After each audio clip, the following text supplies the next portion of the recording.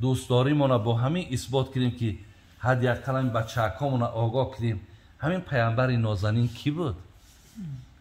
پدرش کی بود؟ مادرش کی بود؟ چند فرزند داشت؟ سبب آمدنش به همین دنیا چی بود؟ چی میخواست؟ الله برای چی را روان کرد؟ دست جمع که ای محمد، بشارتت باد، مبارکت باد که الله مهربان گفت این سنرضیک فی امتک ولا نسوء، در حق امتش روز قیامت حتما راضیش میکنم، امتاش فراموش نمیکنیم.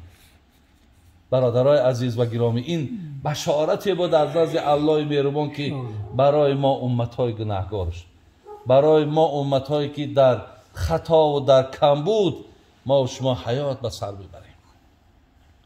از این لحاظ این گونه پیامبر نازنینه که برای ما گریه کردن، برای ما طلب مغفرت کردن. آیا ارزنده همین نیست که ما در خانه هامونم برای میل خواهر من، دادر من، فرزند من بر این پیامبر نازنین زیاد شود، من یک دسترخانک بچه نی خدمت کنم و همه اکش آگاه کنم که بچه جان همین خیلی اگر با خدای مهربان توفیقم داده باشه و یک قصه که از محبت های صحابه ها که با پیامبر نازنین داشتن نقلشان کنم که بچه جان میدانی که در گرد پیامبر نفرهایی بودن که حضرت چقدر دوست می داشتن و دوست داشتنش خودش هم گفته است لا یؤمن احدکم حتی اکون احب الیه من ولده و والده و الناس اجمعین.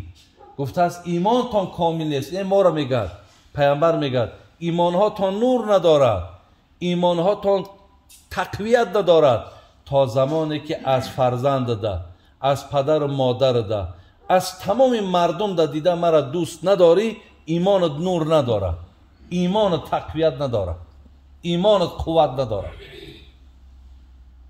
بله برادر عزیز، ما باید پیامبر نازنین دوست داریم. ما باید که به پیامبر نازنین ما محبت داشته باشیم. یک قصه را میکنیم و دعا میکنیم. حضرت سعد ابن ربیعه میگه وقتی که در جنگ احد حضرت همه میدونیم که چقدر جنگ وزنی بود برای مسلمان ها، شکست هم نبود ولی شکستش میگن. وقتی که نگاه کرد که میگه سعد ابن ربیعه را ندید، گفت که سعد نمیبینم، پیامبر میدانیست. گفت سعد نمیبینم، شاید گفت در بین آدمای زخمی باشد. یک نفری را روان کرد برادرها، گفت برای به سراغ سعد کو میاویش. وقتی آمد سعد بی نهایت زخمی زیاد شدگی بود، همین قدر زخمی شدگی بود که لحظه های آخری از عمرش مانده بود. برادر عزیز ببینید وقتی این نماینده پیامبر آمد گفت سعد پیامبر گرامی ما را به نزد خودت روان کرد، کو برین حالی سعد چیه، در کجای، کو بیاوینش. میگه سعد طرفی گفت که به پیامبر گرامی سلام برسانم، این قدر بود که من دوستش میدارم. همین سخن گفت برادر عزیز جان به حق تسلیم کرد. همین قدر از من پیغام به پیامبر سلام رسانین، بگو که من دوستش میدارم. برادر عزیز چقدر در حالت یک ولی بین چقدر همین جان کندن کاری آسان نیست کو، ولی همون محبتش، همون دوستداریش، همون جان کندن سعد هم برای ارزان کرد.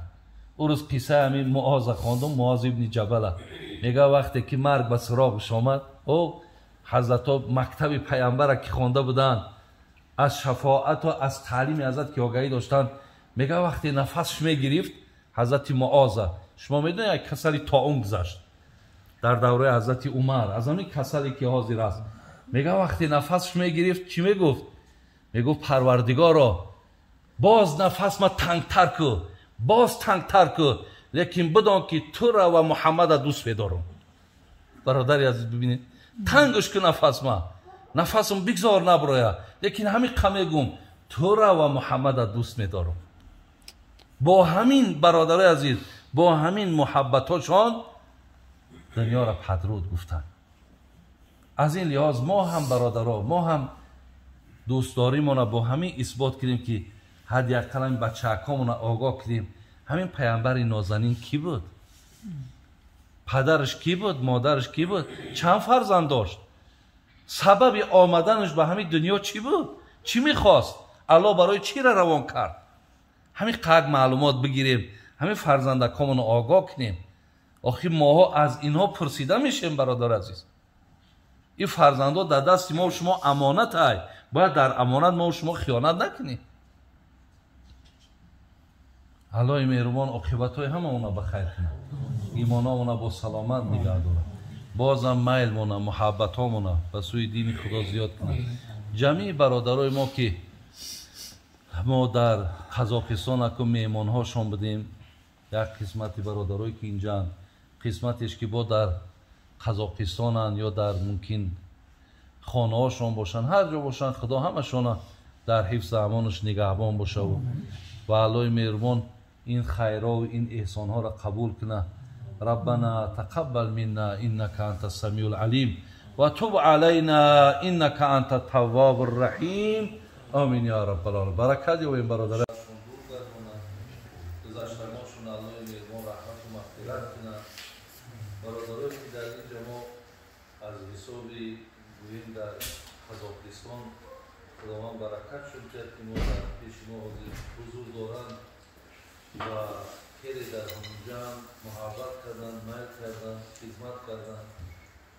خداوند برادرای ما را هم کدوماشون در حسنات و الله مهربان در هر جا که باشند در ثنای رحمت اسمتش نگهبانشون باشد و همه دوستان و برادرایی که در اینجا آمدید و در این لحظه ها شما قرار دارید، خداوند به همه مقصودهای نیک دنیوی و اخروی موفق کنه.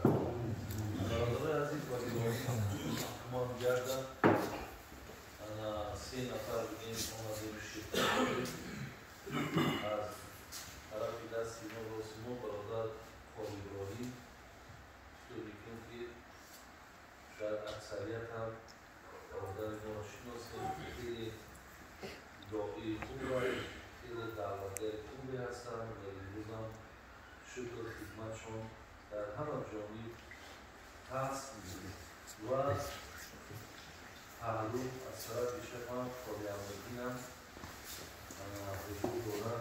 نصیحت کردیم که کنیم خواهی یک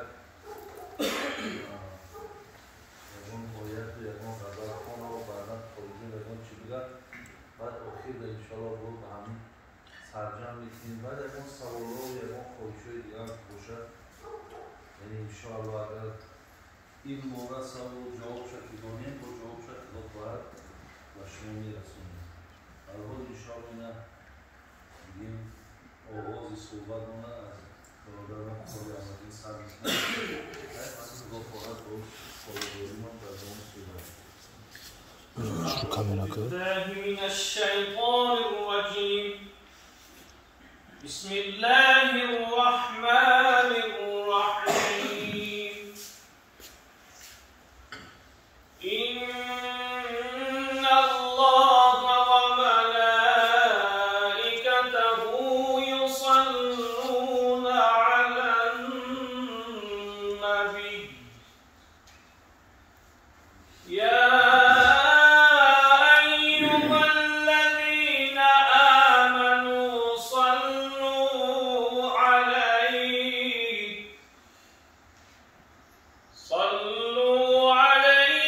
وسلموا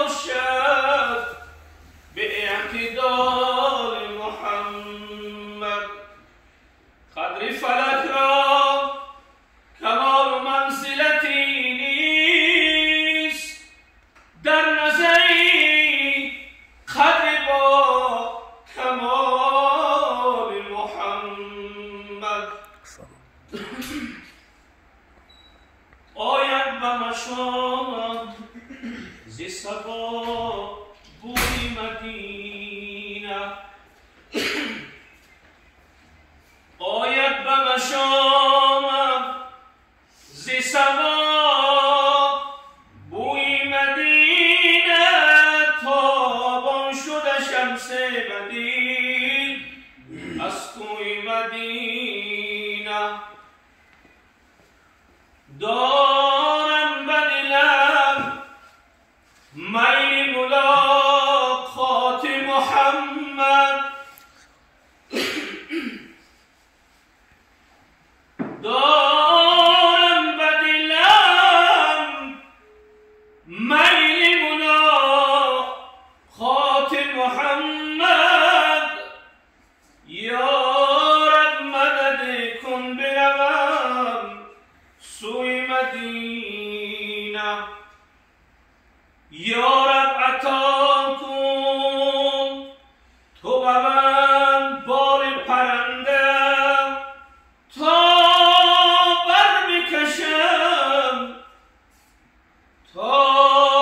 پر بکشم دیده زنم روی مدینه دیدار مدینه آرزوی مؤمنان است دل جذب وفا گشت از روی مدینه سلام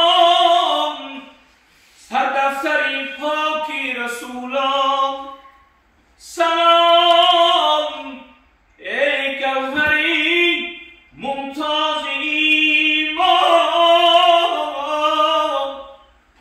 درودی من به تو محبوب دلها درودی من به تو محبوب دلها تو باشی هر نفس دل را تمنا چو زیبا پاسخی یوم الحسابی با فکر امتو در استرابی درودی من به تو محبوب دلها تو باشی هر نفس دل را تمنا بنوشان بادم یا رب ز جام مصطفی امشب بنوشان بادم یا رب ز جام مصطفی امشب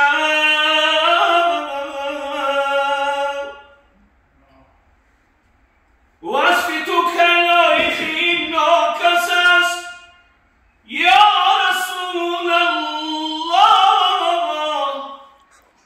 واصفان در وصف تو حیران شدم سرشناسان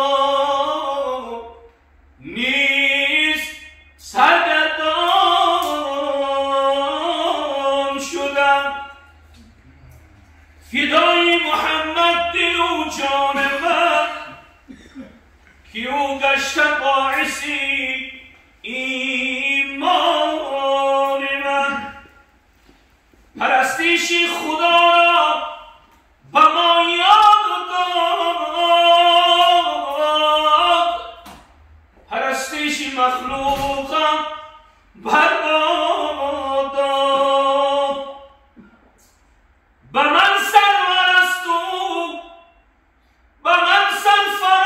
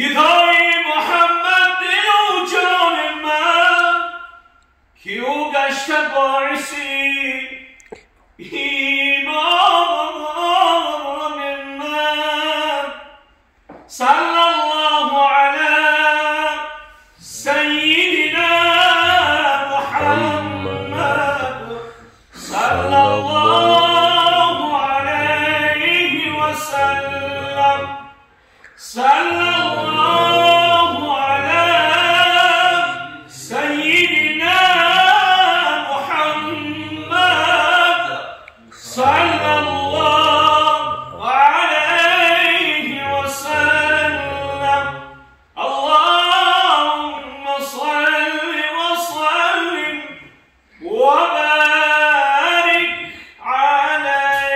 عليه.